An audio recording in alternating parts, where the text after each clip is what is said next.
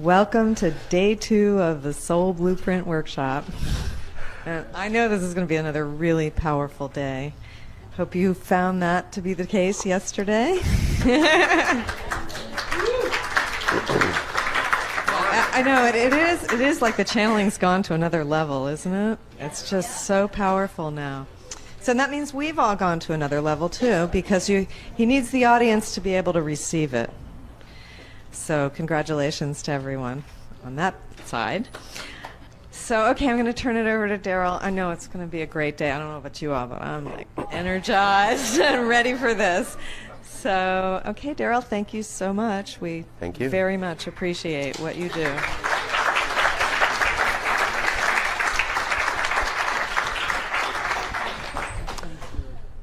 Thank you. Okay, we're done. Go home. That's all we wanted to say today. All right, have fun, everyone. Always. I'll have my own conversations. Yeah, you're welcome.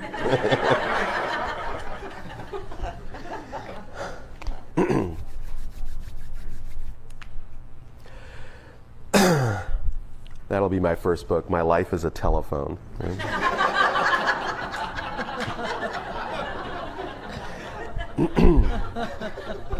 Yeah, Bashar once said that in that context that then he was using ET&T to call here.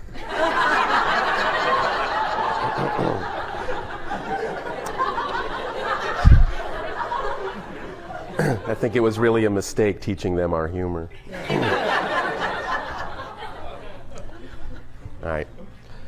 All right, have fun.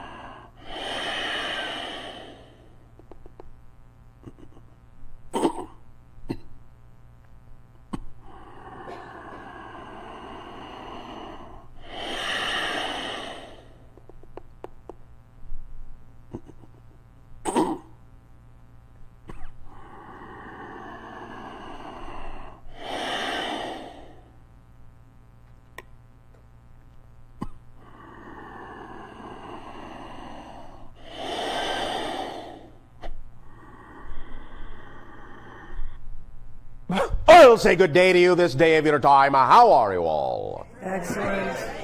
All right, thank you very much. Before we begin with new information, let us continue the transmission with regard to questions on clarifications of yesterday's material.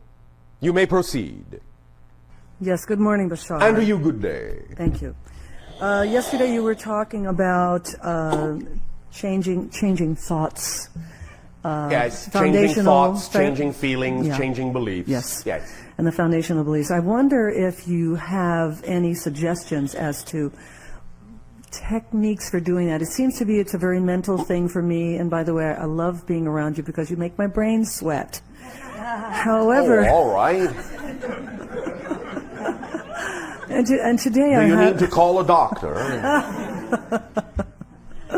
I'm having a lot of heart opening today, right. and my question is... So your heart is sweating too? I hope not. Why not? What is wrong with heart sweat? Heart sweat is wonderful, but I don't think I want to work so hard to make it work. Oh, all right. You don't have to work too hard. Yeah, thank you. Okay, so the question is, yes. are there any specific techniques that would connect from the mind to the heart, to the feelings, to that inner knowingness, to make the changes in those deceptive foundational beliefs that are the untruths? Yes, well, it all hinges on the facility that all of you possess that you call imagination. This is what your imagination is really brilliant at. That is making that connection, making that bridge. When you use your imagination, when you fully use it, it's not just a mental act. It is that which gets you in touch with what is in your heart of hearts. When you envision, when you imagine in that sense fully, when you picture, when you dream, when you allow yourself to unfold the image within you that is most representative of your excitement, of your joy, of the reality that you prefer, you will allow yourself to begin, as you create and crystallize that image fully, you'll begin to feel your relationship to it. And as you feel your relationship to it, you will be blending the idea of your mind and your heart and your spirit.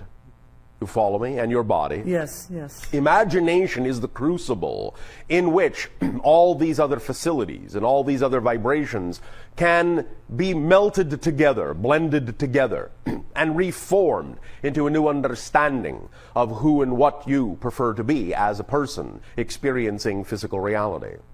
Does this make some sense to you, yes, first of all? It does. And could that be linked also to making a declaration, declaring and decreeing that my word is so? Yes. And again. And using my imagination? Yes. And again. The idea is to allow your imagination to be your guide, because your imagination is specifically keyed to coming up with methodologies and tools that are specifically, shall we say, aligned to your vibration. In other words, your imagination is designed to come up with what techniques will work best for you specifically. That's what your imagination is for. You understand? Yes. So, when you say, is there a specific technique? Well, yes, but there are many techniques.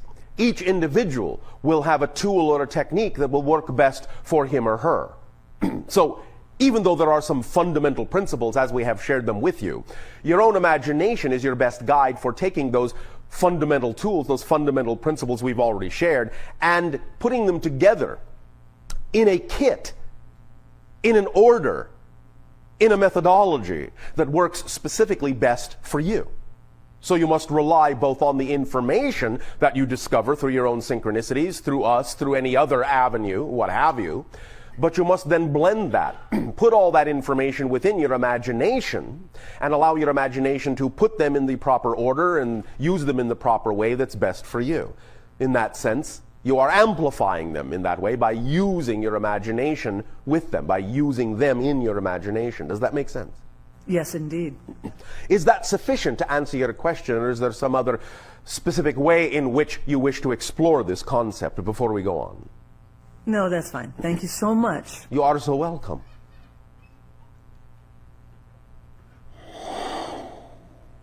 Good day, Bashar. And to you, good day. I would like a clarification on interactions that you have on a daily basis with people that, say, are negative, are depressing, are in some way not positive to be around. Well, all And right. Were you present when we delivered some of that information yesterday? Yes, I was, and so that led to my question. What I usually do is just try to avoid these people. I don't find pleasure being around them, all right. and so I avoid them. But yesterday I got the impression that we might actually grow faster, or you can, yes, if we are around them. You can, yes, and that is a purpose that they can positively serve.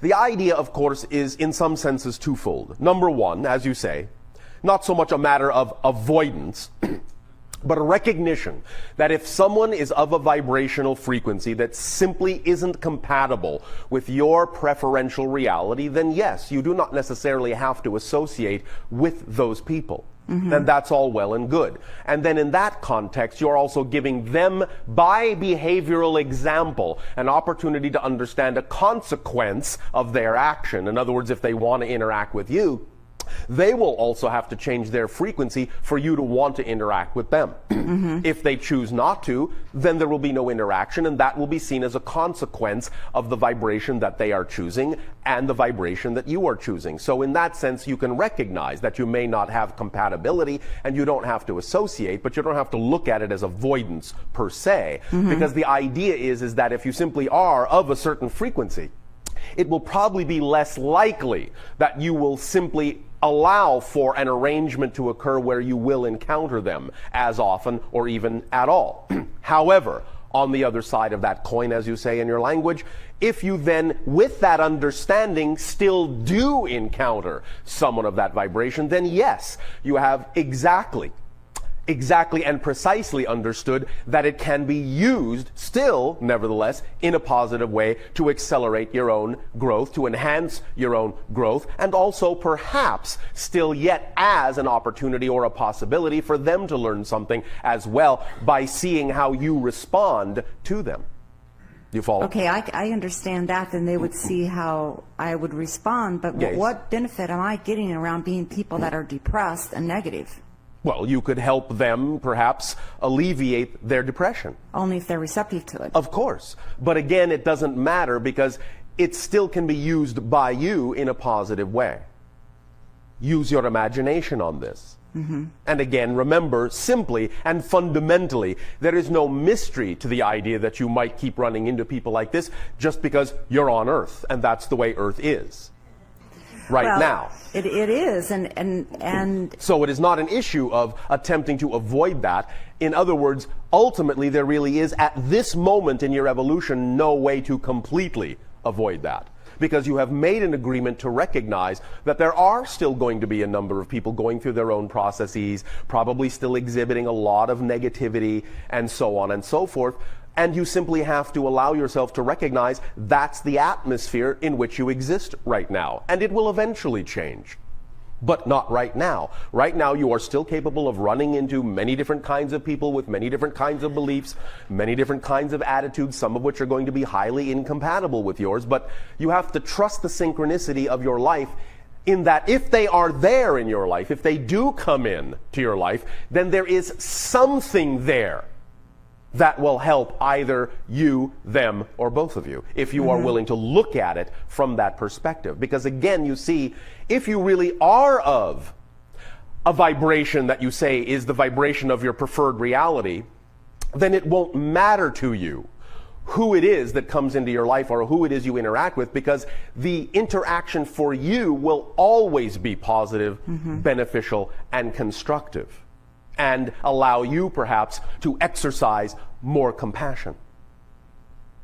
You follow? yes, it seems like as I think that I'm getting to be more positive, Yes. I'm actually running into more negative people. But you see, then that's a good sign.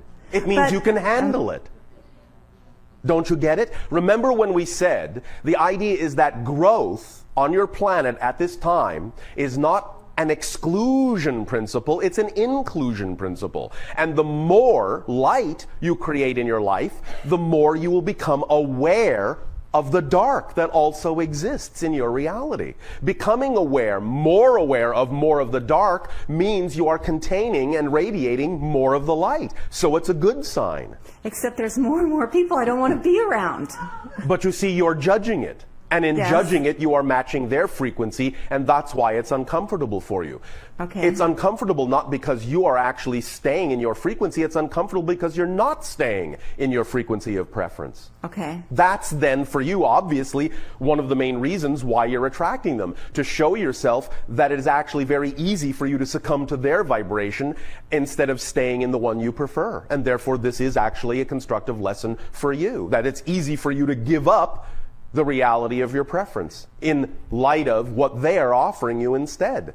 And you So- don't have to. So I would know that I have made a change when I'm around these people and I recognize that they're being negative or they're depressing, and I Yes. just don't respond to it in any way. You respond to it in a positive way. But it But I doesn't mean- affect you in that sense. Correct, that it doesn't In affect a me negative in any way. way. That's what I meant. Negatively, That it yes. doesn't affect me. You can remain neutral with it if it does occur. I Mm-hmm. mean, you can also make your own statements in a loving way. You can make a statement to a person to say, your energy in that sense is not really compatible with the preference of how I wish to experience my reality. Now, I'm willing to assist you as far as it goes.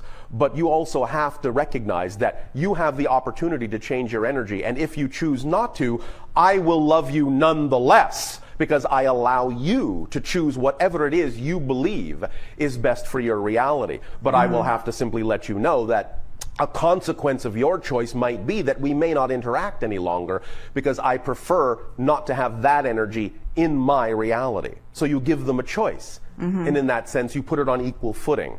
At the same time, again, if they do keep coming into your life, it's still your opportunity to recognize that you don't have to give up the vibration of your preference just because they happen to be there. Otherwise, they are still simply giving you a chance to recognize that it's easy for you to give up your preference. Okay. Does that help you? Yes. I also had a question about that you said that we're on the threshold of change and... Well, of course, you're going through it rapidly. But it seems like there's still a lot of violence and... Yes. And Yes. You read the paper and it doesn't Yes. seem like there's a big change. And all right, in general, once again, please pay attention. Okay. The closer you get to the light, the more darkness will appear. Okay. Did I not just say that a moment ago? Yes. Well, then why would it be surprising to you that you will see more violence coming out? The idea, once again, is that as you close in on the threshold, you are giving yourself an opportunity to get all of the old stuff out of your system. But in order to get it out of your system, you have to get it out on the table in front of your face first. You have to see what's going on so that you can see that you can make a difference and make a change. But in order to make that change, you have to know what it is you are changing. And to know what it is you are changing, you have to see more of what it is you've been hiding under the table.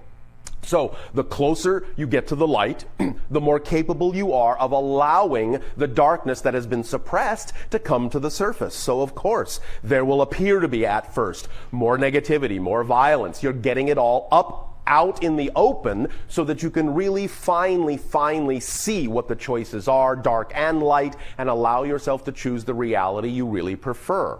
But that's a symptom of growth. It's a symptom of change, that everything will be there, not just one side. Everything has to be there before the change can really sink in.